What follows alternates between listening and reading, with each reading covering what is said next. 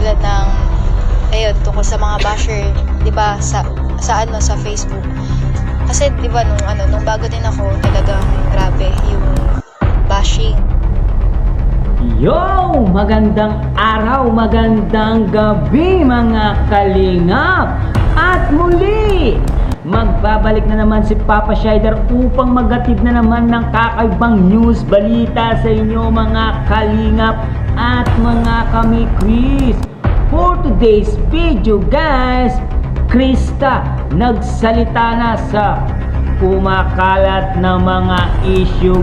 Grabe talaga yung sinabi ni Krista, talagang tagos sa puso guys yung mensahe at sinabi ni Krista. Tara guys, panoorin natin, at kung bago ka pa lamang sa ating YouTube channel mga kalingap, please like and subscribe na rin po at pakipindot na rin po ang notification bell button para updated po kayo sa mga ilalabas na reaction video ni Papa Shider TV. Syempre huwag pong kalimutan suportahan sina Kuya Bal Santos Matubang, Ate Edna Vlogs, Kalingap Rab, Kalingap Team, Kalingap Reactor guys.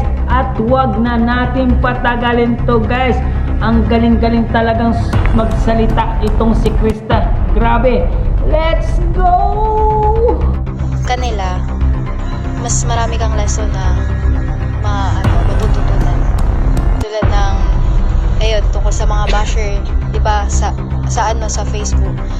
Kasi di ba nung bago din ako, talagang grabe yung bashing. Kumbaga, hindi naman may iwasan kasi nasa nasa social media tayo.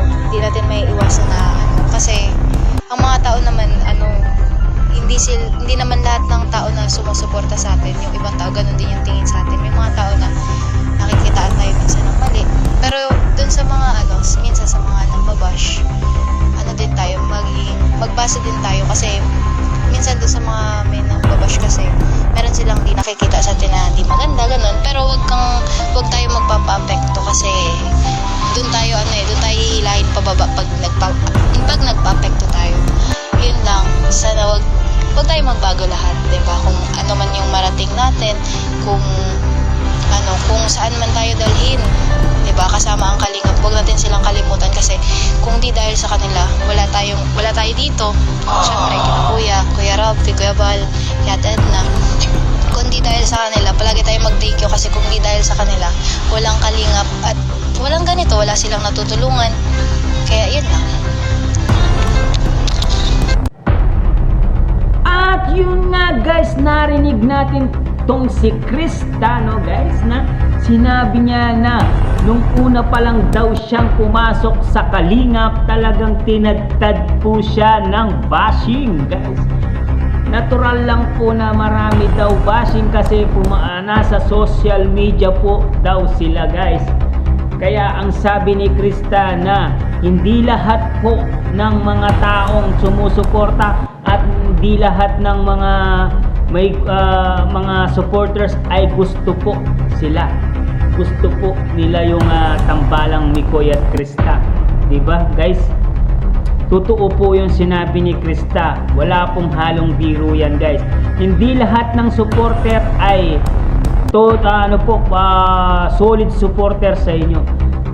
Minsan pag nakakita po sila ng butas tsaka yung konting makamalian ay pinupuna po nila yan at ginagawan po ng issue yan guys.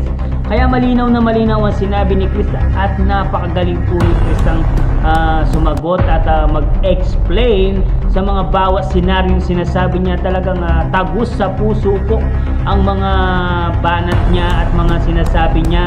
Hindi po siya nagdadalawang isip na sabihin sa mga kasama niya guys. Pinapayuhan niya yung mga kasama niya dahil danas na po niya ang mga bashers guys, no?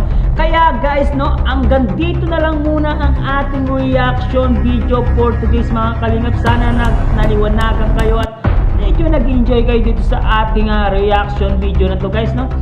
Siyempre, kung bago ka pa lamang sa ating YouTube channel, huwag kalimutan mag-like, mag-share, mag-subscribe at pahit ang notification bell button para updated kayo sa mga ilalabas natin reaction video guys. Hanggang dito na lang. Maraming salamat guys. I love you all mga kami-Chris. Mama chup chup. Babong.